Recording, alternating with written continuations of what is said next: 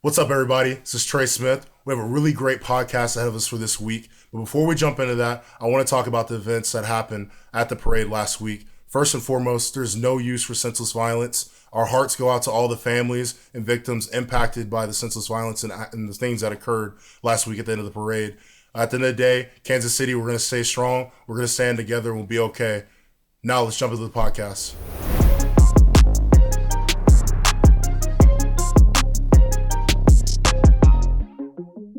What's up, everybody? Welcome back to the Torchbearers podcast. My name is Beach Galloway. I am joined by the Pastronaut, Joshua Dobbs, and two-time Super Bowl champion, Trey Smith. Give it up for Trey, everybody. Claps for Trey, man. How's it feel? So look, I guess disbelief, man. Like, it doesn't really feel real.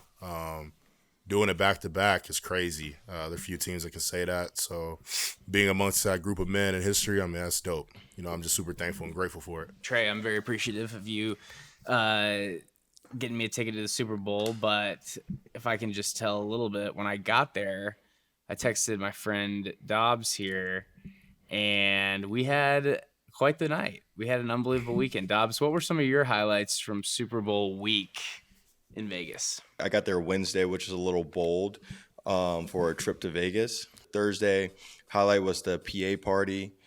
There's a Kendrick Lamar concert. Not to make Trey feel jealous with the timeline of events of everything going on while he was getting ready for the game. But Friday, there was a Future concert, Chris Brown concert. Saturday, finagled into the Fanatics party. Travis Scott performed along with the next 20 popping artists on the board, and then I think we went to 21 Savage that night, and then got home just in time to watch Trey fall out on Sunday. Golly, man, all that, and I was at practice every single day, the whole time. God. I thought the funniest conversation was when you called me Saturday. Yeah, and I think we're on the way to the Fanatics event, and you're like, "Bro, what are you doing?" I'm like, "You don't want to know, Trey. Just focus on tomorrow." Dude, I got a bone to pick with you, Dobbs. The whole time you were down there, I didn't see you once. Not once, man. You didn't pull up on me late Las Vegas. Come on, bro. But at least Beach had a good time. There's no way Dobbs could have got in there, because to get into that hotel, it was like going through the most insane checkpoints I've ever. They were interrogating me when I was getting out of my Uber to get into that hotel. Five different checkpoints. Was that crazy? Of credentials. Oh, yeah. They don't play. And Super Bowl security is super tight, man. I mean, straight up blockades in the streets, bomb-sniffing dogs, drug-sniffing dogs in the front as well. If you don't have a credential, you don't have a reason to be there. They're going to stop you. Might even detain you, man. They don't mess around with our security. That is good, because we played the Raiders out there earlier in the year, and they were using all the teams throughout the year as guinea pigs for the Super Bowl. And Lake Las Vegas is a stretch from the Strip. Like 40 minutes. It's an absolute haul. Yeah, that Uber was not one that I was happy to pay for on the way back. But, Dobbs, you mentioned that you went to the Travis Scott concert. Did you do that? Or tell me a little bit about what happened there. If you know anything about the Super Bowl events in Vegas, the hardest event to get into is the Fanatics party. Like, when I say it is top flight security, it is incredible. So luckily I had some inside strings. I did an internship with Fanatics my rookie year. So went to lunch, come back, pulling up at the Cosmo, and the line is literally halfway down the Strip to MGM. Can't get in. Me and Jocelyn get out of a taxi. We walk 2 blocks, get back to our hotel, and literally as we're walking up, Shaquille O'Neal's walking out. So walk up, I'm like, oh, I mean, that's a tall, large human being. And the funny thing is, so they had security at the front. They're checking, and you have to tell them basically if you're on the list to get in the event. So basically, and when I say tell them, they're not standing there listening for you to say their name. They're really just bodies in the way for the next checkpoint. So you're like, yo, Josh Dobbs on the event, Josh Dobbs on the list. They finally, are, oh yeah, right this way. You literally walk 10 feet forward. Someone else pulls out their phone, checks your name again. Then you go up an elevator. Right when you go up the elevator, you go through 3 different checkpoints of people checking to make sure your name is on the list. You finally get to one checkpoint, they give you a stamp. Some of the Super Bowl events you could sneak into, you could finagle. at the door. You could get extra guests in. You could figure it out. But that one, man, like it's like the president's there. That was the thing about having the Super Bowl in Vegas. I mean, everyone is down in Vegas. That was the first one down there, I think, too. So, I mean, you have the who's out there. They're not messing around. Like you said, Shaq. I mean, every Super Bowl I've been to, for some reason, I always spot Shaq. Well, I know why. He's gigantic. But every time I'm in a Super Bowl, I see Shaq. Met Ice Spice, Post Malone, all these other people, man. I mean, it's VIP listed everywhere. But, yeah, I was jealous, Dobbs. I ain't going to lie. You saw K-Dot. That's sickening, man. I had practice every day. So I'm glad somebody enjoyed the week. We enjoyed it. We enjoyed the trip for you. I do want to hear what it was like from your perspective. Like, what's y'all's practice schedule? Where did y'all practice? What was the setup of the week? And even like tickets. Like, I know that's like the hardest thing to come by for the Super Bowl. How do you make sure everyone's taken care of for the game? Yeah, so that's like the process a lot of people have asked me about. Just getting the tickets for the game. I mean, you're only allowed to buy 15. Each ticket was around $5,000. You got allotted 2 complimentary tickets. So off-rep, family and friends just sort of taken care of. Got enough for them. And then pretty much, during the week, I mean, we had our regular practice week in Kansas City. First time we got to Vegas, sort of like a, walkthrough type practice. The next day, we put on shoulder pads and we just sort of made sure we were still able to hit. Don't lose that feel. I mean, you know what it's like, Dobbs, when you don't put on pads for too long and you go out in the game. It's just different. You know what I mean? So we ended up having that second day, sort of a half-padded day. Then the rest of the time was sort of like walkthroughs and then sort of like our regular week. But it was a really good week of preparation. I thought one of the coolest ones, we went to our divisional rivals home, the Raiders. So, I mean, the first day we pulled up to the Raiders facility, which I must say is freaking nice. Like 1 to 10. I know you've only been in KC, but 1 to 10, where you rank it? I'm a Chief for life, so I'm going to put it, an 8. Just because I'm a Raider hater. I don't like the Raiders, but is it was the dope. Chiefs facility better than the Raiders facility? No, you know that. I just want to know. No, man, but it's not really a comparison just because the Raiders facility is so new. I mean, it was only constructed a couple years ago, but I mean, it was a phenomenal job. The exterior of the building, it's super sleek. I mean, everything about it was really well set up. Their steam room, spa room, their training room, indoor facility was off the chain, but they had a lot of good stuff going on. And the practice field, one of the coolest part is you just had like a view of the mountain ranges, during the day in practice. I think in our team photo, it's in the background. So that was super dope. But the Raiders facility was really awesome, man. Really cool. Did you hear the story going around that the 49ers were complaining about their practice surface? And your guys, I think your guys' was rated an 8 out of 10. I think theirs was a 4 out of 10 leading up to the game.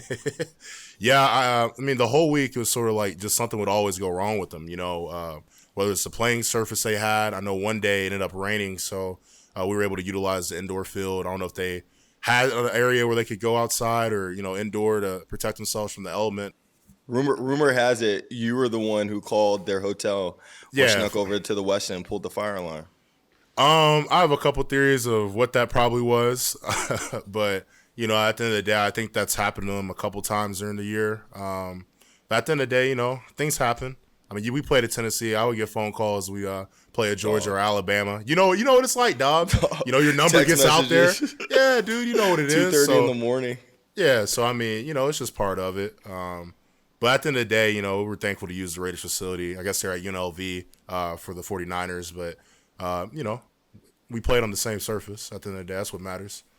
So I want to back up a little bit and talk about kind of the events leading up to the Super Bowl and my experience going out with both of you guys the night before and the night after the Super Bowl.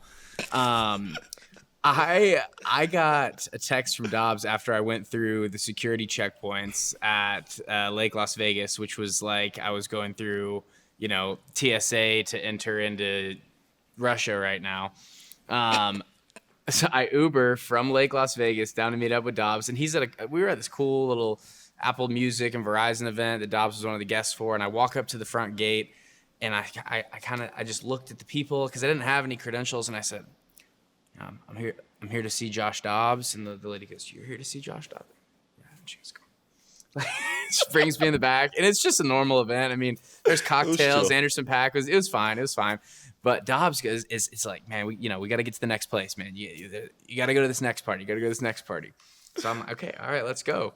So we go to the Wynn, And I soon come to realize that Dobbs actually has no credentials to get into any of these events. No. Whoa. But I fumbled so many bags. No. But you did well at some.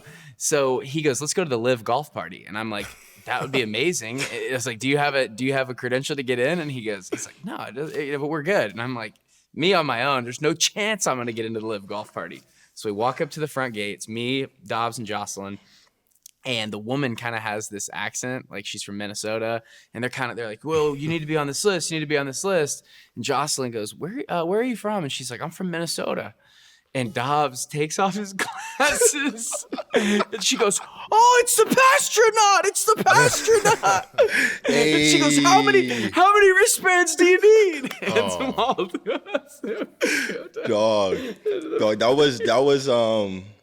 that was like most of the weekend. Yes, we had like some events, we were supposed to go to. We went to those. But yeah, sometimes it's all about who you know, right? Like just go up, play the game a little bit. Look the part. Shake some hands, meet some people. Yeah, that's all you do. I will say, we tried to go to a Sports Illustrated party right after that.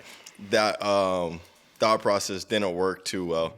I had a bone to pick with a couple people that told me to go to the event. But, we still made it to 21 Savage later.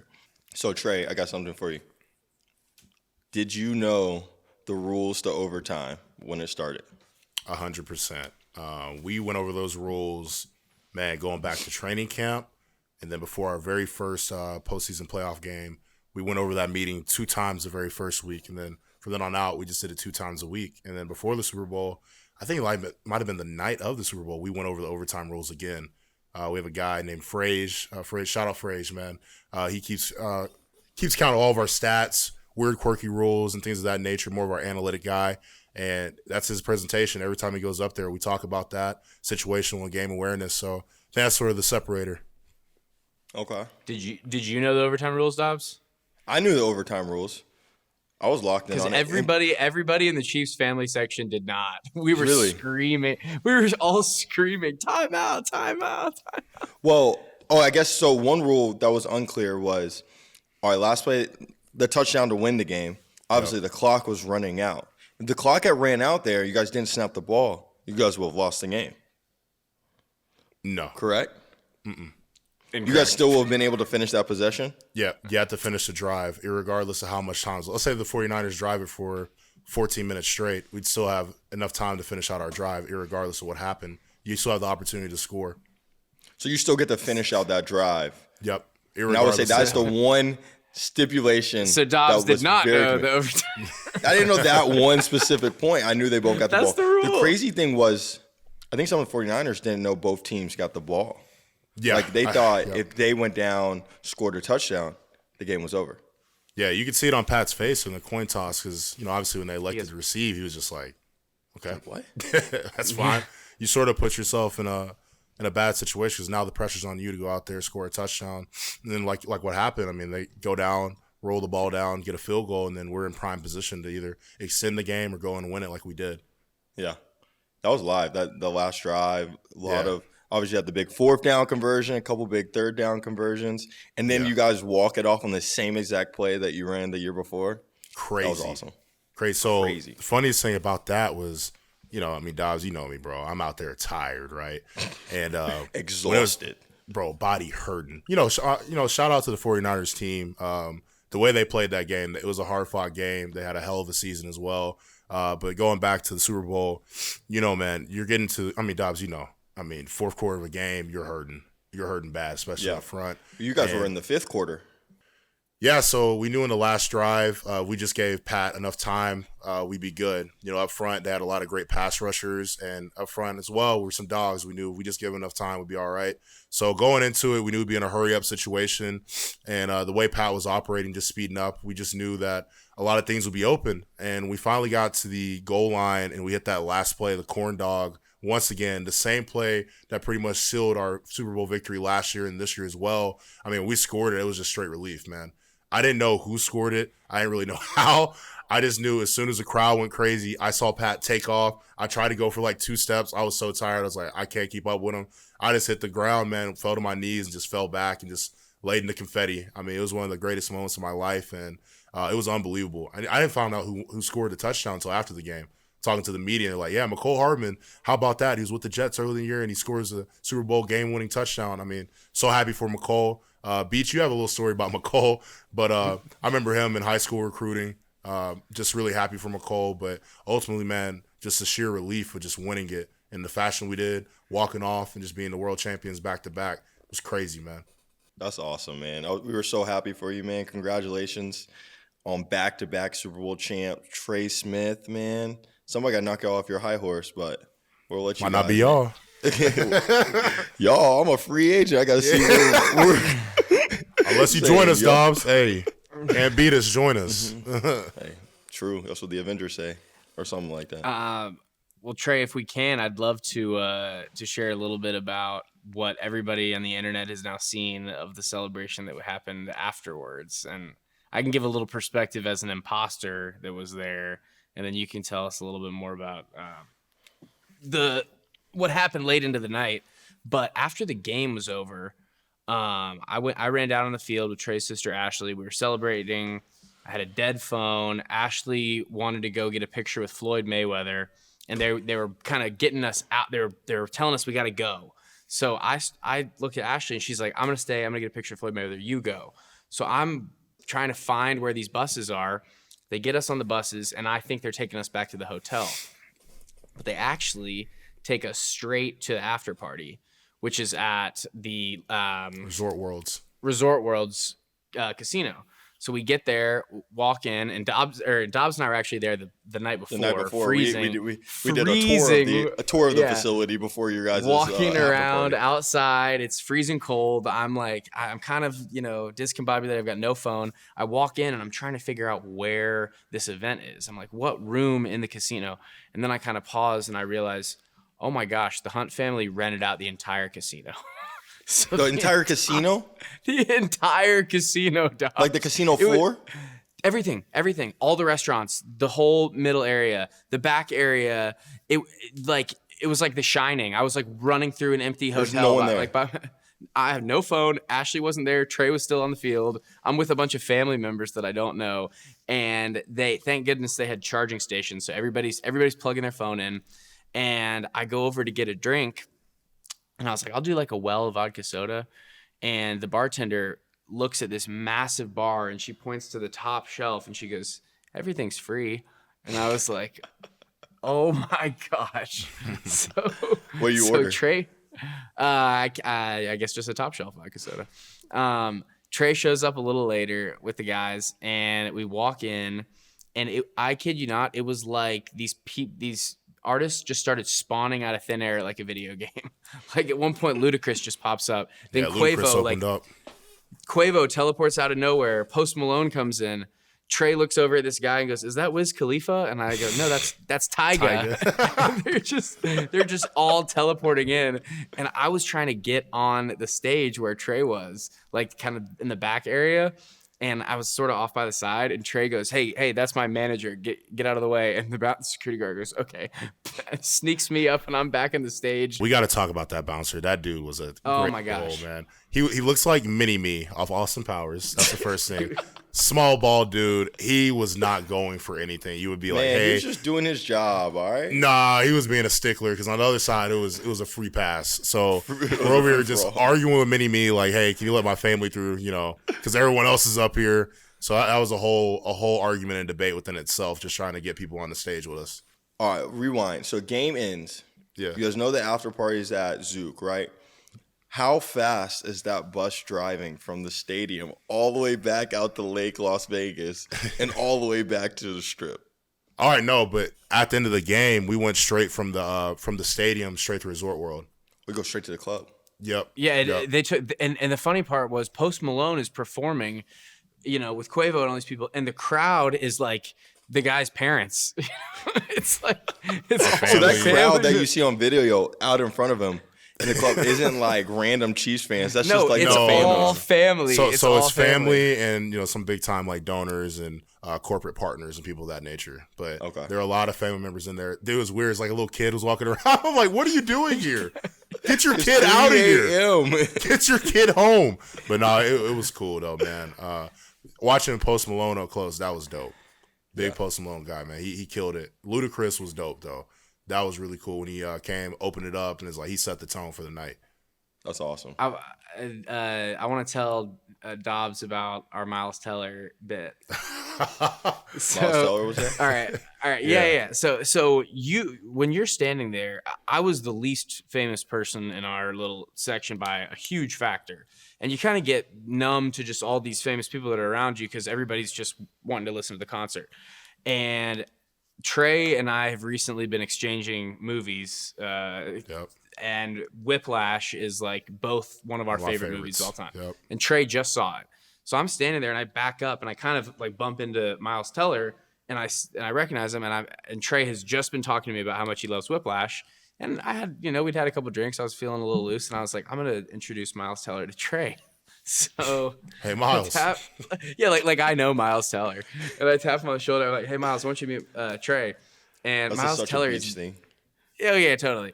And he's with who I now know to be his wife and is just trying to listen to Post Malone and have fun.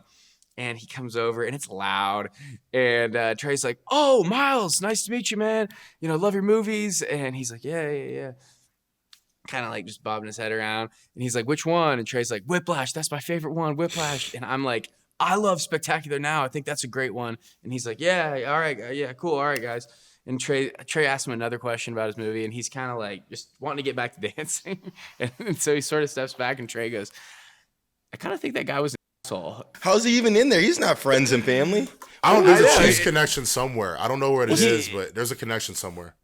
And I gotta shout out Taylor Swift too, because she was in the thick of it like till 7 a.m. after just getting off of a plane. Yeah, the red eye. She had the best from quote Tokyo. of the night. She said, jet lag is a choice. I felt that. That's real. It's true. And then we went over back to the Win at about 5 a.m., which was a mistake. And Marshmello was DJing. And I had just watched Trey and Creed and Nick put down about, 15 sliders at Resorts World. We go over to that party. It's a little late in the night. Uber back. By the time we get to the hotel, Trey's DoorDashed another $300. No. You got it all wrong. You got it wrong. By that point. Yeah, it's off season. Yeah, you got it completely wrong. Before we got in the car, when we were sitting at Excess, we were already talking about where we're going to Uber Eats. Where we already knew. The entire time. So by the time we got back to the hotel, the food would be waiting on us, which we timed it up perfectly. So what does that the arrival at the team plane the next morning? What does that look like? What type of cast of characters are pulling? It's just always funny to watch those guys are just barely getting there, or sunglasses on, like just stumbling out, just barely getting to the buses. But yeah, we had some soldiers, man. A couple guys a little late, but that plane ride back with the Lombardi is crazy. That's still some of the most fun you'll have. It's fun, man. 2 years back to back doing that, it's special. It's something I definitely can't take for granted, and some of the best memories of my life. But yeah, that bus ride, just getting back from the hotel, I mean, it's a doomsday prepper situation. You got to make sure you pack the night before, so you're just waking up. You got to check your bag at like 9 o'clock, but you don't leave on the bus until 12. So really, they're playing with your emotions. You got to get up, then go right back to sleep, or just stay up the entire time. You're a savage. Man, just go get on the bus and go to sleep. Yep. You can't get left if you do that. No. And they'll knock on your room and come drag your ass out. So, Trey, you're back in Kansas City, off the Super Bowl win. What does the offseason now look like as you prepare to three-peat for next season? And you're also going into a contract year. So what's your offseason look like? Yeah, man. No pressure with the contract year. Just keep playing ball the way I've been playing and, just keep elevating my game. But just in case you throughout this week and then, going to see Duke Manyweather in Dallas, spending a lot of time in the offseason there since before. Wait, Dallas? Yeah, Dallas, baby. Like Duke at Sports Academy Dallas? Yeah, Sports Academy Duke. What's up? Hey, I'm in Dallas. No way. What's up? How long you going to be down there? I'll be down there. I'll be down here for the offseason trying to get some good work in. I think we'll be training at the same spot thing. I see Duke if you're at Sports Academy, running those O-linemen into the ground at 7 a.m. every day already. Yeah. Hey, dude, since you're going to be down there, why don't we just do podcasts together in person? All right, let's do it. We'll get a dope setup. Torchbearer bot. Where are you gonna be staying, Trey? At one of our friends, Grant Williams. I think you guys have heard of him. He has a pretty nice home in Dallas. You gracious. Is he still enough to let me living in stay that it. home? No, he's in Charlotte with our buddy Beach. He's down there in Charlotte with him, back home. So, he's been nice enough to let me stay there, save me some money, and I'll be staying there. Let's make a deal. I'll come out to Dallas and film with you guys there if you'll come down to Charlotte and shoot one with me and Grant here. Yeah, without a doubt. I plan on being in Charlotte That's at easy. some point. Trey got the PJ Connect for the off season. No, so that's we'll you. That's you. Quit playing. You come out here. We'll get a pod in person. Torchbearer pod coming to you live from Frisco/Dallas, Texas. Yep. And then we'll get Trey's PJ plug, and we'll pull up on you guys in Charlotte. You're the aerospace engineer. You got the PJ plug. Quit playing with the cameras, man. So I'm trying to fly the plane. I want to be, but I think you'll be scared with me up there. We're going to be doing. Nah, let's do some barrel rolls, dog. flips. Yeah, let's do it. I'm not scared. Rolls. I'll put on the oxygen mask. Well, it sounds like a plan. I think, gentlemen, this might be our last episode virtually. We're excited for a fun off season and recording some of these in person. Make sure you guys tuned in to Torchbearers podcast, and we'll catch you on the next one. See y'all later.